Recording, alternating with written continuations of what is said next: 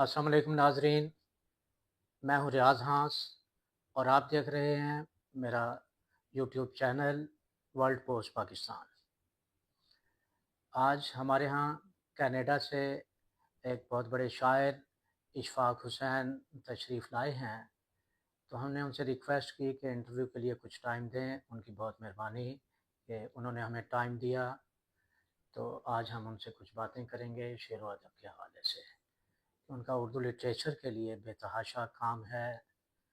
بنیادی طور پر تو ان کا تعلق کراچی سے ہے، مگر وہ 1979 میں کینیڈا چلے گئے تھے، اور کینیڈا میں writers forum of Pakistani Canadians کے نام سے انہوں نے ایک ادارہ بنایا اور وہاں اردو کے لیے بے تحاشا کام کیا۔ آج ہم ان سے گفتگو کریں گے کہ انہوں نے کینیڈا میں کس طرح سے اپنی خدمات سر انجام دی۔ بہت شکریہ ریاضان صاحب، آپ سے ملاقاتیں رہتی ہیں لیکن کافی عرصے سے آپ سے تعلقات ہیں، وہاڑی کے زمانے سے، ملتان کے حوالے سے، اور آپ کے جو اتنا اچھا پرچہ آپ نکالتے تھے ادب عالیہ، جو اردو کے چند خوبصورت ترین جو رسالے ہو سکتے ہیں ان میں سے ایک تھا، بلکہ نمبر 1 کہوں تو برا نہیں ہوگا۔ تو اس حوالے سے آپ سے جان پہچانے اور آپ سے رابطے میں ہیں، اور آپ میری جو بھی میری ادبی خدمات ہیں اس کے حوالے سے واقف ہیں، لیکن آپ کے ذریعے کچھ اپنے پروگرام دیکھنے والوں سے بھی گفتگو ہو جائے گی، بات چیت ہو جائے گی۔ تو اشفاق صاحب، آپ ذرا اپنی ابتدائی ادبی زندگی کے بارے میں ہمیں کچھ بتائیے۔ دیکھیے، ابتدائی زندگی تو یہ ہے کہ اسکول کالج کے زمانے سے ہی ہوتی ہیں، لیکن صحیح معنوں میں جو مجھے ادبی ماحول ملا وہ کراچی یونیورسٹی میں ملا۔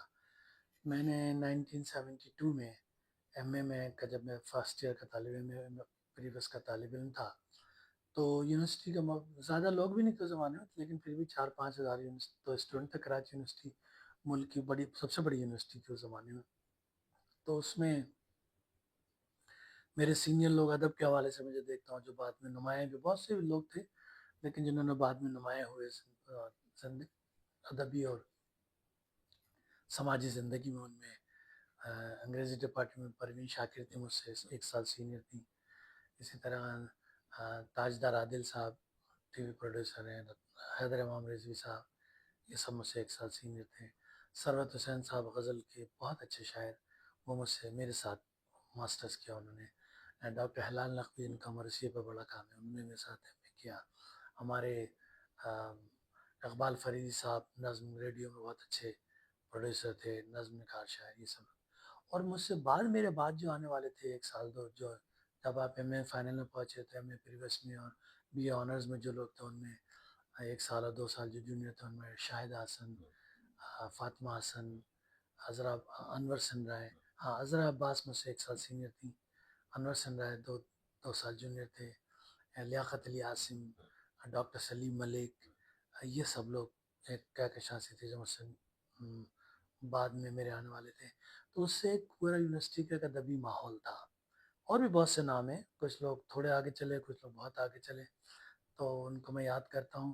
اسی میں جسے کہتے ہیں مچھلی کو تالاب میں رہنا چاہیے، تو وہ تالاب ایسا تھا طالب علمی کے زمانے کے، جہاں شعر و ادب کی فضا تھی۔ پھر ریڈیو پاکستان سے بزم طلبہ کا پروگرام ہوتا تھا، جس کو صرف طالب علم برادری نہیں بلکہ پورا شہر، اس زمانے میں ذرا کہ ایک ہی ریڈیو تھا، ایک ہی ٹیلی ویژن تھا، ٹیلی ویژن کم لوگوں کے پاس تھا، ریڈیو زیادہ بڑا وسیلہ تھا، تو اس کے ذریعے آپ کی آواز پہنچ جاتی تھی، شہر میں گونجتی رہتی تھی، لوگ واقف ہوتے تھے۔ اور تو لوگوں یہ کے پاس وقت بھی ہوتا تھا۔ وقت بھی تھا لوگوں کا، زندگی اب تو ٹیلی فون پہ گزر رہی ہے سب کی، تو وہ زمانہ تھا۔ اس میں کسی نے یہ غزل کہی، کوئی کہیں چھپی، لوگ اس کو ایکنالج کرتے تھے۔ اب آپ پوری کتاب لکھ دیں، کسی کے پاس اور ٹائم نہیں ہے، کتابیں اور رسائل پڑھنے کے لیے بھی ہاں وقت نہیں ہے لوگوں کے لوگوں کے پاس پاس۔ وقت تھا۔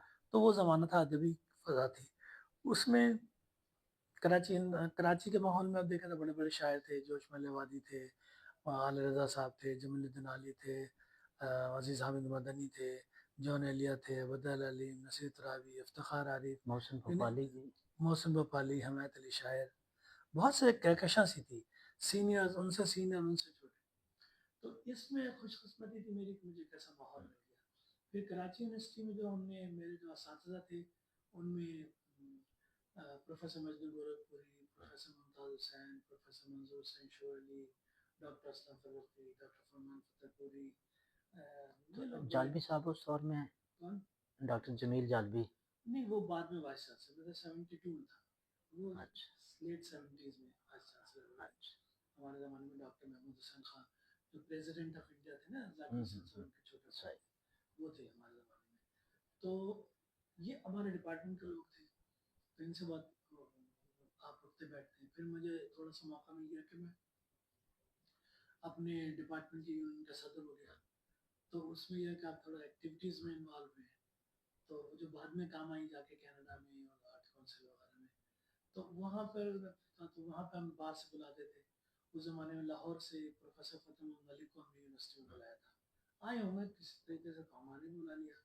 प्रोफेसर वक़ार अज़ीम साहब थे यहाँ, तो वो मेरे मुमतहिन के ऐसे एक एक्सटर्नल एग्जामिनर होता था, तो वो आए थे। उनके ज़रिए फिर एक महफिल हो जाती थी।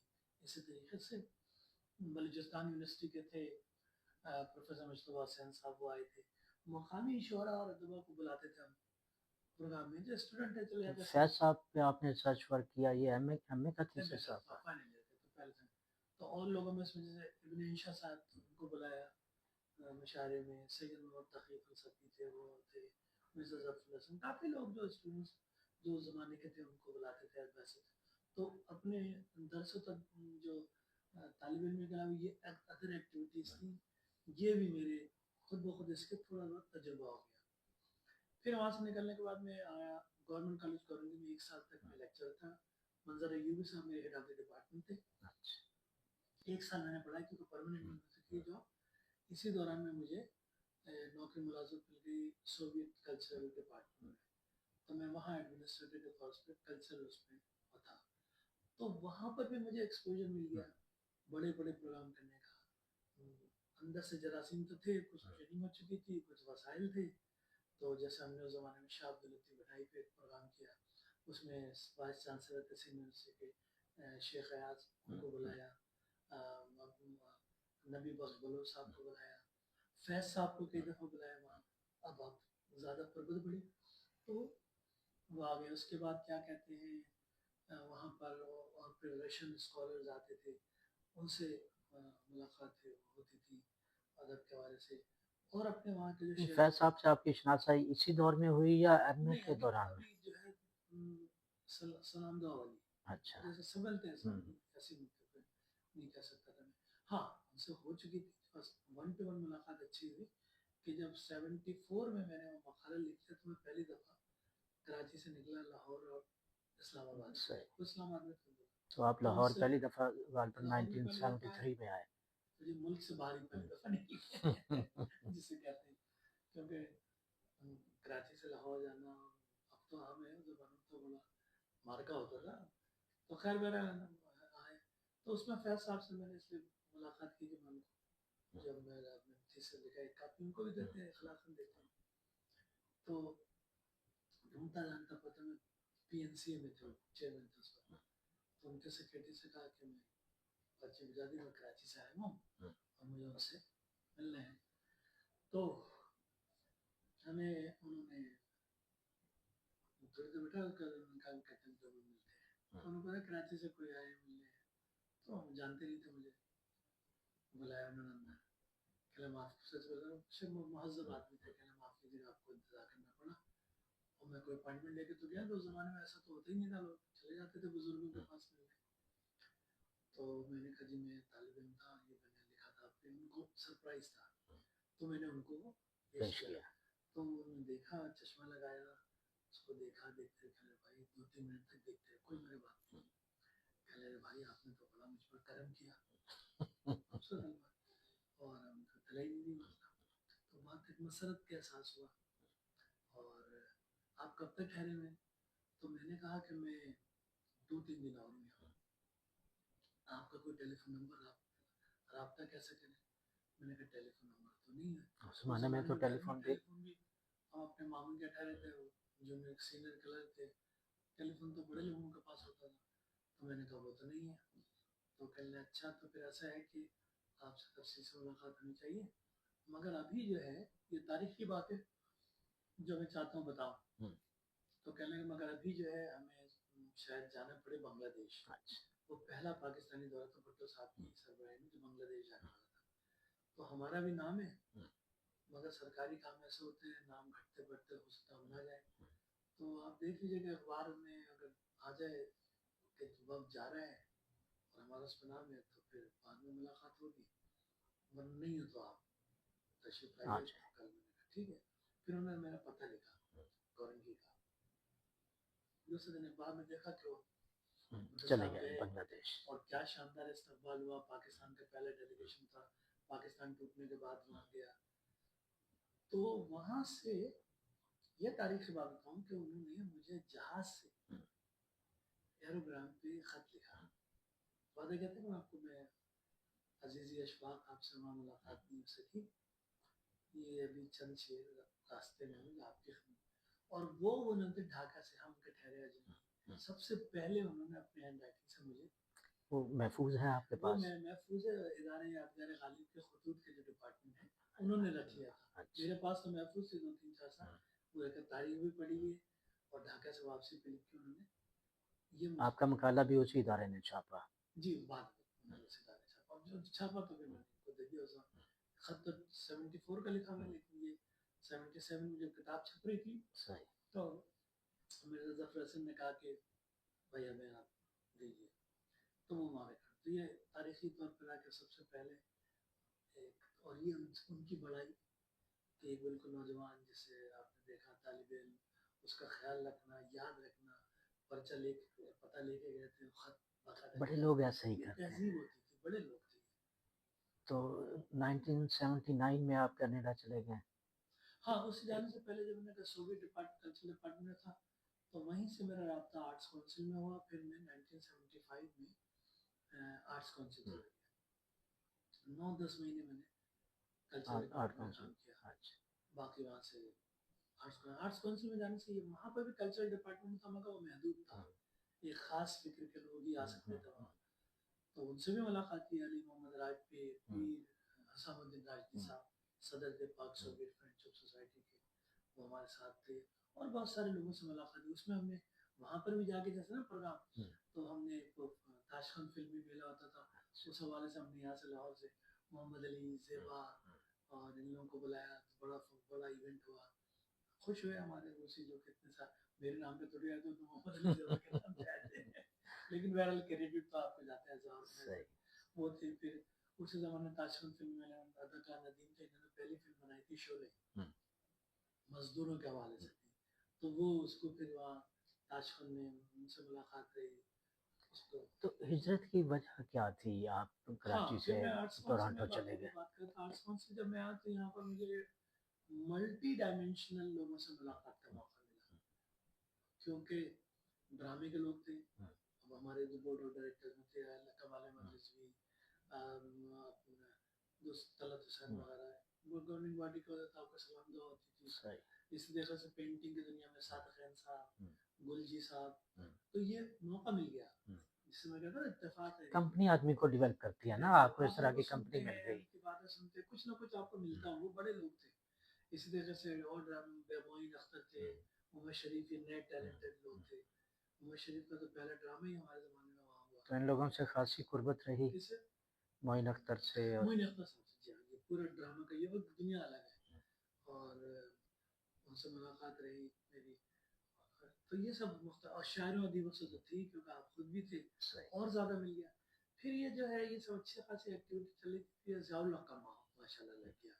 تو ویسے تو مجھ میں کئی دفعہ ماشاء اللہ لگے لیکن وہ آتے تھے حکومت کر کے تصیف آیا اپنا حکومت کریے چلے گئے. کچھ بے بنیادی تبدیلی بڑی سماجی سطح پہ نہیں. یہ جو ضیاء اللہ اس نے پورا الٹ پلٹ کر دیا. ایسے لاز ایسے قوانین بنائے کہ جو شاید کبھی پاکستان سے انڈو نہیں ہو سکے گا.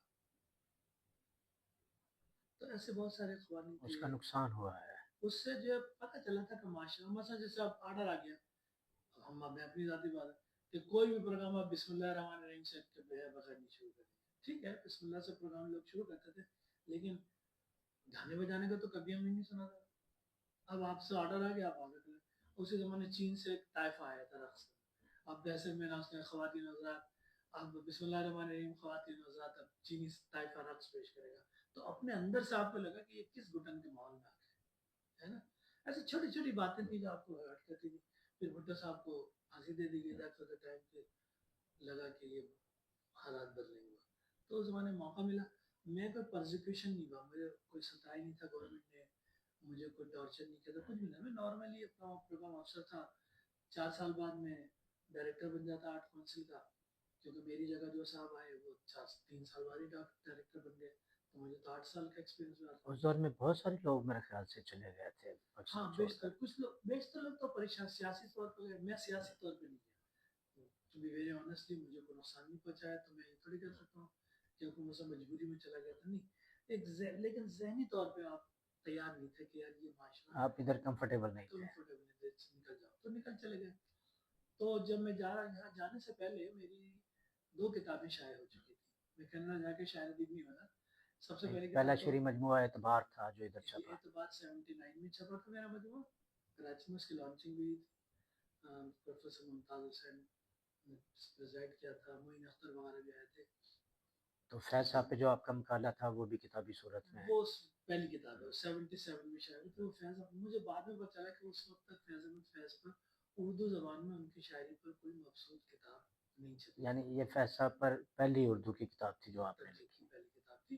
اس سے پہلے ایک ان کا ترجمہ کتابی شکل میں شائع ہو چکا تھا. یونیسکو نے شائع کیا تھا, وکٹر کیرن کا ترجمہ انگلش, پوئمز بائی فیض. یہ لیٹ 60s میں شائع ہو چکا تھا. لیکن اردو میں ترتیب کے حساب سے یہ پہلی کتاب تھی. تو جس کو بعد میں لوگوں نے سراہا بھی. مجھے تو نہیں پتا, بعض کام خود بخود ہو جاتے ہیں, ان کی تاریخی حیثیت بن جاتی ہے. تو یہ واسطہ تھا.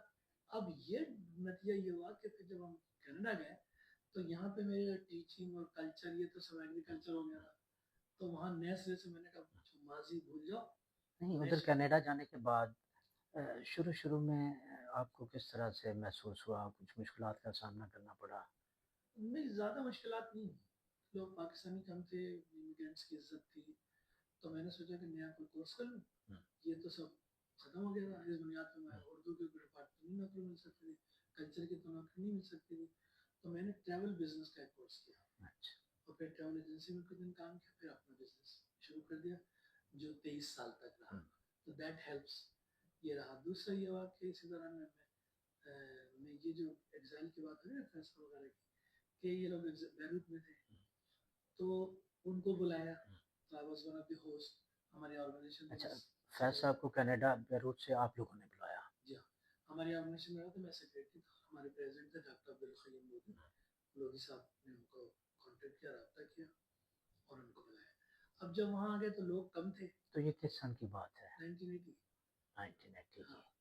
تو اس میں اور پھر آپ نے فیض صاحب کی سرپرستی میں وہ ایک ادبی پرچہ بھی تو شروع کیا تھا, اردو انٹرنیشنل. ہاں, وہ 1982 میں شروع کیا تھا. اور وہ بھی ایسا ہوا کہ 1980 میں کیا تھا, چونکہ ٹریول میں تھا تو فری ٹکٹ وکٹ مل جاتا تھا, تو میں فوراً 10 مہینے بعد ادھر آ گیا پاکستان. اب یہاں سے جب میں آیا تو مجھے لگا کہ میں مصر ہوں پاکستان میں. کسی کی بات کرے وہ تم کا تو انتقال ہوا. اچھا, کسی کی کتاب, اس کی کتاب چھپ گئی. 2 دوست قریب شاعر ادیب میں, معلوم ہوا کہ وہ اب دوست نہیں رہے, تو اپڈیٹ نہیں رہے. تو میں بیٹھا, اچھے چھوٹی چھوٹی باتیں ہوتی تھی, کوئی پروگرام تو ہوتا نہیں بیٹھ. تو میں نے فیض صاحب سے ایسی باتیں میں ایک دن کہا, میں نے کہا فیض صاحب میں 1 سال بعد پاکستان گیا, دوسرا سال جب وہ آئے تو مجھے تو لگتا ہے کہ میں تو بالکل کٹ کے رہ گیا. اس زمانے میں فیکس بھی نہیں تھا, انٹرنیٹ وغیرہ تو چھوڑیے, سوشل میڈیا تو بڑی بات ہے. ہفتے میں 1 گھنٹے کے لیے پروگرام آتا تھا, 1 گھنٹہ, ونس ان ویک. اگر اس میں لتا منگیشکر کا گانا ہے, یہ ایشین ٹیلی ویژن نیٹ ورک کی بات کر رہے ہیں آپ؟ ایشین ٹیلی ویژن نیٹ ورک, اور ریڈیو کے کچھ پروگرام آتے تھے. تو اگر ریڈیو کا پروڈیوسر جو بتاؤں کہ کیسی فضا تھی وہاں کی, ریڈیو کا پروڈیوسر کا مسلمان ہے اور وہ لتا منگیشکر کا گانا پیش کر رہا ہے, تو وہ کہیں گے Pakistani program. Producer Pakistani program, Lata Mangeshkar کا پروگرام. اور ریڈیو کا پروڈیوسر اگر ہندو ہے اور وہ محمد رفیع کا گانا گیا تو وہ ہندی پروگرام کہلاتا تھا. پروڈیوسر میں اشفاق کا پروگرام, ریاض ہنس کا پروگرام, پاکستانی پروگرام تھا, پاکستانی تو پاکستانی ہو گیا. یہ ماحول تھا. تو اس میں پاکستانی ٹیلی ویژن کوئی نہیں تھا. کمیونٹی ہماری پاکستانی بہت چھوٹی تھی. تو یہ 2 انڈین ٹیلی ویژن ہوتے تھے, ایک سیٹرڈے پہ سنڈے پہ 1 گھنٹے کا. اس میں ایک چندر شیکھر صاحب ہوتے تھے, ابھی بھی ہیں, ان کو کینیڈین براڈ کاسٹنگ کا بڑا ہے, ہال آف فیم میں ان کا نام ہے. تو ان کو اس زمانے میں فیض صاحب کے انٹرویو کی بات ہوئی کہ کوئی انٹرویو کرے, تو اس نے کہا بھائی میں تو انگریزی میں مجھے تو پسند ہے اور ہمیں پبلسٹی چاہیے تھی نا کہ لوگوں کو پتہ چل جائے کہ بھائی ہر آدمی چاہتا ہے کہ پبلسٹی ہو جائے. تو انہوں نے کہا کسی کو لے آیا تو مجھے قرہ فال میرے نام نکلا. تو میرا ٹیلی ویژن سے تو کوئی لنک تھا نہیں, ریڈیو پہ ضرور میں شریک تھا. تو وہاں ان کا انٹرویو کیا. تو 10 منٹ کا پروگرام تھا, بعد میں والوں کو آدھا گھنٹہ پون گھنٹہ ہو گیا نہیں. تو وقت جب ختم ہوا تو اس نے مجھ سے, ساؤتھ انڈیا کے تھے چندر شیکھر صاحب, تو انہوں نے مجھ سے کہا کہ ہمیں ہمارے پروگرام میں پاکستانی اگر گیسٹ وغیرہ کبھی آتے ہیں تو اگر آپ ہمارے تو والنٹیئر کر سکتے ہیں. تو میں نے کہا کہ ہاں ضرور. تو میں تقریباً 23 سال تک والنٹیئر کیا میں نے ان کے پروگرام. پھر 2003 میں وہ ایشین ٹیلی ویژن کے جو ڈیجیٹل آگے جو آج کل ہے نا, تو فل اسٹیشن بن گیا which is called Asian television network, تو ساؤتھ ایشین ٹی وی. تو اس میں پاکستان سے ریلیٹڈ جو چیزیں تھیں اس کا میں انچارج تھا, کہ خبر ہو یا گیسٹ ہو, انٹرویو کرنا, یہ سب چیزیں یہ وہاں. تو اس دوران میں آپ نے تو خاصے لوگوں کے انٹرویوز کیے ہوں گے, بڑی یادداشتیں ہوں گی اس حوالے سے, تو ہاں شیئر کریں ہمارے ساتھ. وہ انٹرویو تو موقع میں نے جیسے دلیپ کمار صاحب کا انٹرویو کیا, جو لوگ وہاں آئے تھے وہاں پہ, تو ان سے ان کو موقع ملا. ان سے یوٹیوب پہ بھی ہے, آپ ڈالیں گے اشفاق حسین دلیپ کمار تو اس میں آپ کو مل جائے گا. ضیاء محی الدین صاحب 6-7 سال تک میرے اندر باقاعدہ ٹھہرے یہ لوگ. اور لتا منگیشکر کا جو آخری پروگرام کینیڈا میں ہوا تھا 93 میں, اس میں ان کو پی ایچ ڈی کی ڈگری بھی اعزازی ہم 8-10 اعزازی ڈگری جی پی ایچ ڈی لتا جی کو یارک یونیورسٹی سے. تو اس میں ہم 10 لوگوں نے مل کے, کیونکہ بڑا پروجیکٹ تھا, $1 ملین کا پروجیکٹ تھا, کچھ بھی ہو سکتا تھا. ہم 10 لوگ, I was one of the organizer of that program. تو اس میں لتا جی کا بھی انٹرویو کیا, شو سے متعلق کیا تھا. تو کوئی تصاویر وغیرہ ہیں اس کی, ویڈیو میرے پاس نہیں ہے کیونکہ ویڈیو ہونا نہیں تھا, کیونکہ ہم یہ پوچھ رہے تھے کہ اتنا کچھ شو ہو رہا ہے, کام ہو رہے ہیں. تو اس میں جو ہے ان سے ملاقات ہوئی, وحید رحمان, اپنی فلم انڈسٹری کے والا زینت امان, روم سپی, اور کیونکہ ایک فلم بھی وہاں بنی تھی ہمارے کمپنی اس میں انوالو تھی, تو میں بھی شامل تھا اس میں. راج ببر 82 کی بات کر رہا ہوں, راج ببر, زینت امان, بندیا گوسوامی. اور وہ یہاں انڈیا میں اب کسی اور نام سے ہوئی تھی, ہمارے یہاں کینیڈا کا کچھ اور نام تھا, اس لیے میں بتا نہیں سکتا. 1982 میں, تو شوٹنگ اس کی وہاں پہ بھی ہوئی تھی. تو یہ لوگ آئے, ان سے ملاقات کرنے, لوگ کم تھے تو آپ کی زیادہ اپرچونیٹی مل جاتی تھی اس زمانے میں. اور ٹیلی ویژن کی وجہ سے, جب آپ ٹیلی ویژن میں ہیں تو کہیں نہ کہیں آپ کو کور کرنا ہے, انوائٹ کر رہے ہیں. آپ ٹیلی ویژن کی وجہ سے بھی ادھر آپ کو اچھا تعارف ملا, اچھا انٹروڈیوس ہو گیا خاصا. تو آپ نے خاصے لوگوں کے, معروف لوگوں کے انٹرویوز کیے ہاں, ہوں اس گے. وجہ سے سمجھتا ہے کہ یہ فلم حوالے سے ان پہ ہے. میوزک میں جہید آزاد, فتح علی خان, غلام علی,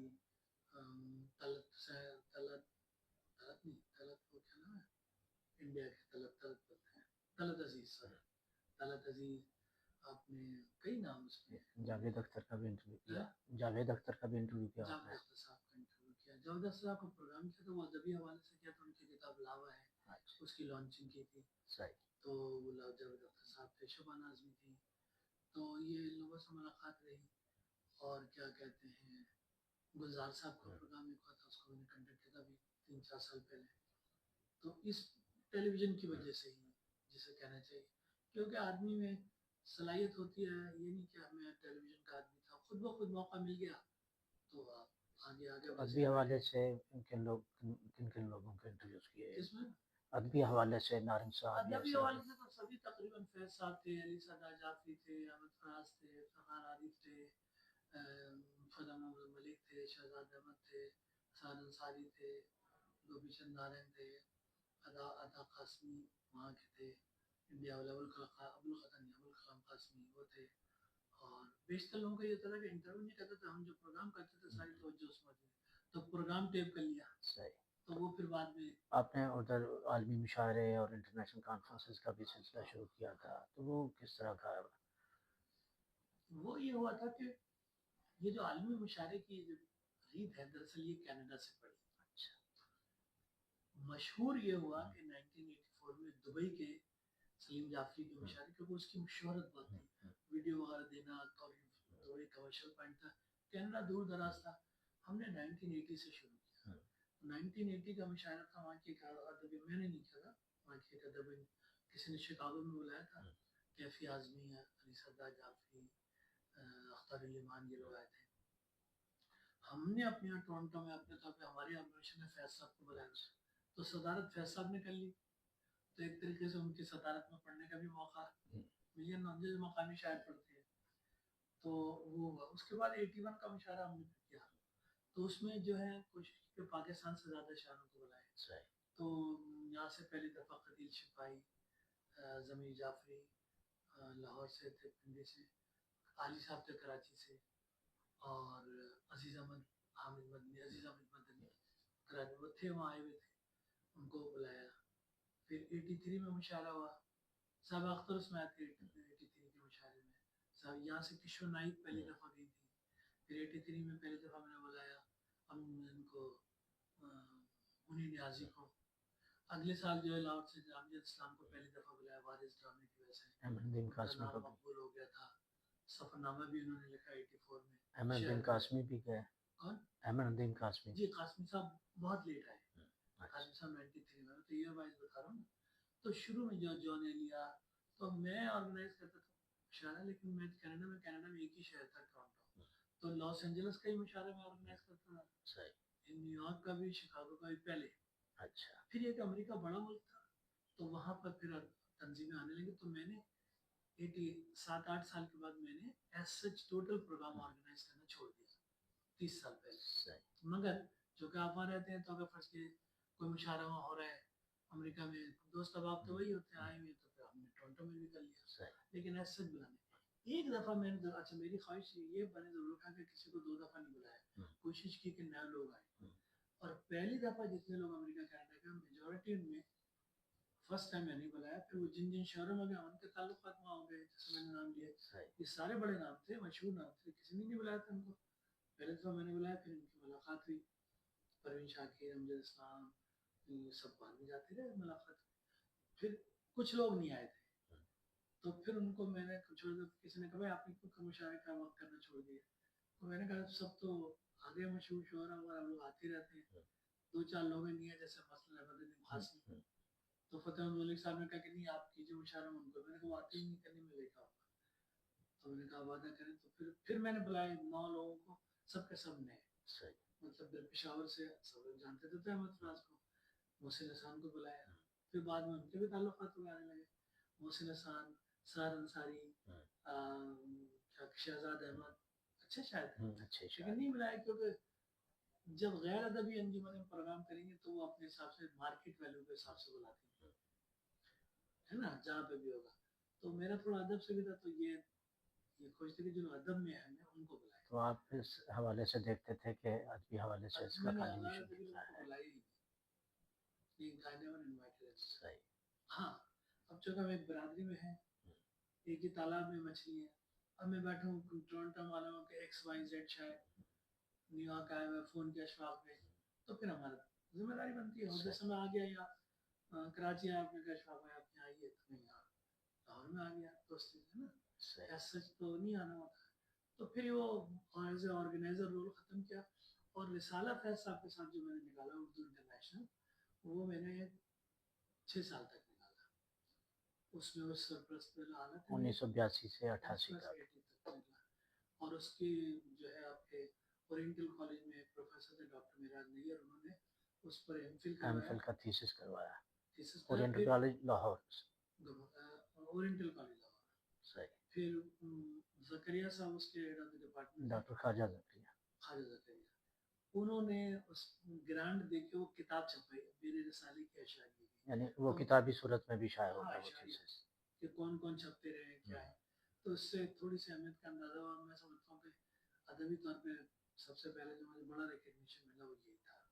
لیکن آپ بیٹھے ہوئے اتنی دور ہیں، آپ کے کام پہ کہیں، اور اس اب تو خیر ایم فل کے نصاب میں ہو گیا، ہر غیرہ پہ لکھا جاتا ہے. اس زمانے میں تو گرانٹ دینا یہ دینا بڑی چیز ہوتی تھی 30 سال پہلے، تو یہ بڑی چیز تھی. اچھا، تو آخر میں چاہوں گا کہ آپ ہمارے ناظرین کے لیے اپنی شاعری سے کوئی منتخب چیزیں سنا دیں. ضرور میں سناتا ہوں. ایک نظم ہے جس کا عنوان ہے مکمل رائے. ہم باتیں کرتے رہتے ہیں تو سوال سے ہم ہماری ساری باتیں سب رویے اور سارے فیصلے بس چند مفروضوں پہ قائم ہیں. واہ ہماری ساری باتیں سب رویے اور سارے فیصلے بس چند مفروضوں پہ قائم ہیں.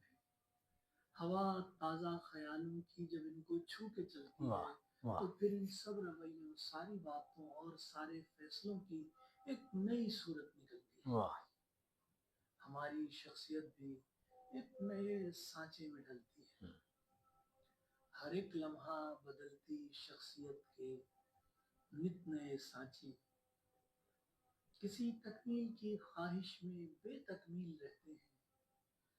مکمل کوئی مفروضہ نہیں اپنا تو پھر ہم نامکمل لوگ اس دنیا کے ہر ایک مسئلے پر کس لیے اپنی مکمل رائے دیتے ہیں. واہ واہ مکمل واہ رائے دیتے کیا بات ہے کیا ہیں. تو بات یہ تجرباتی تھا ذہن میں.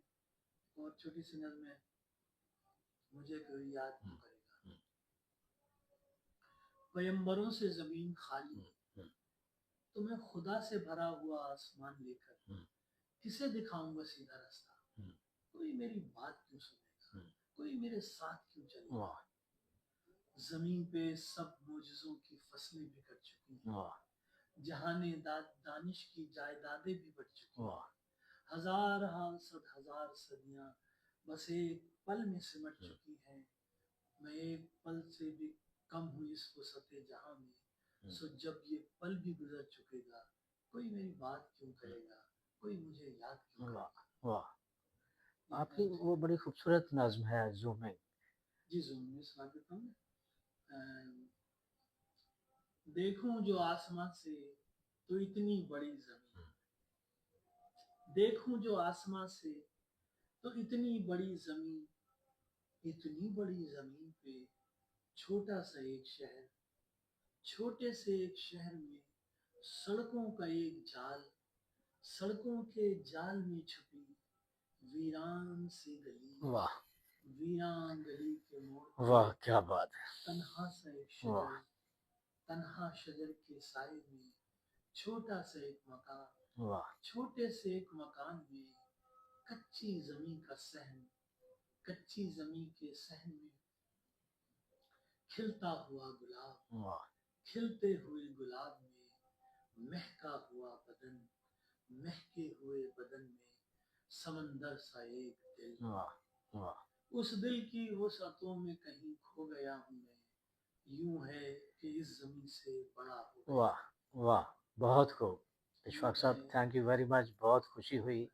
میں چاہتا تھا کہ آپ کی غزلوں سے بھی کچھ اشعار سنتے مگر اس نظم کے بعد میں سمجھتا ہوں کہ میں اسی نظم کے شہر میں رہنا چاہتا ہوں. بہت خوبصورت نظم. تو اور یہاں تشریف لائے اپنے پورے اسٹاف کے ساتھ یہاں پہ آئے اور آپ کے جو چینل آپ نے شروع کیا ہے مجھے امید ہے کہ وہ ادبی حلقوں میں زیادہ پذیرائی حاصل کرے گا. انشاءاللہ اور ہمارے دوست اب آپ جب بھی وہاں سے آئیں گے تو میں ان کے ساتھ آپ کو وہاں پیش کروں گا. Thank you very much. بہت شکریہ. ابھی آپ کی یہ خاص طور پر آپ کو کلیات شکریہ ادا کرنا ہے کہ میں اس موقع پہ آیا ہوں. لاہور میں یہ 2024 کا نومبر کا مہینہ ہے جس میں میری کتاب جو ہے یہ کلیات لو ہم نے دامن جھاڑ دیا. بڑی خوبصورت کتاب ہے. اس کو خاصی لو ہم نے پذیرائی. دامن جھاڑ دیا. یہ میرے اب تک کی شاید 50 سال تک کا طالب علم سے لے کر اب تک کے جو ہے اس کو میں نے ایک جگہ اکٹھا کر دیا ہے. اور وہ عموماً کلیات جو ہے لوگ مجموعوں کے اعتبار سے کرتے ہیں. میں نے اسے صنف کے اعتبار سے کیا کیونکہ میں کسی ایک صنف پہ نہیں کہ نظم تو نظمی کہہ رہے ہیں غزل تو غزل میں جو جی آتا تھا کہتا تھا. تو اس میں غزلوں کا حصہ الگ ہے. عطات الگ ہیں. رباعیات الگ ہیں. نظمیں الگ ہیں. آزاد نظم الگ ہیں. پابند نظم الگ ہیں. نثر نظم آپ نے تو شعر کو شائع کیا ہے تو اس ترتیب سے میں نے اس کو رکھا ہے. اور اس کی وجہ یہ ہے کہ ہم لوگ یہاں پاکستان ہندوستان سے بہت دور ہیں. اردو کے اصل علاقے تو یہیں. اردو کی جڑیں تو انہی ملکوں میں. ہم لوگ تو وہاں گملے میں کھلے ہوئے پھول ہیں جو بس تھوڑی سی رونق دکھلائیں گے. ہماری دعا ہے کہ آپ ہمیشہ ہنستے مسکراتے رہیں. تو یہاں پر آتے ہیں تو اس میں میں نے کہا چلو شائع کر دیتے ہیں, ایک جگہ ریفرنس ہو جائے گا, باقی اس کو ریویو پہ بھی تو ڈالو. ناظرین ہم انشاءاللہ کوشش کریں گے کہ آئندہ بھی اس طرح کی بڑی ادبی شخصیات سے آپ کو ملواتے رہیں. اگر ہمارا یہ پروگرام آپ کو اچھا لگے تو ہمارے چینل کو لائک کیجئے, سبسکرائب کیجئے اور شیئر کیجئے. Thank you very much. اللہ حافظ.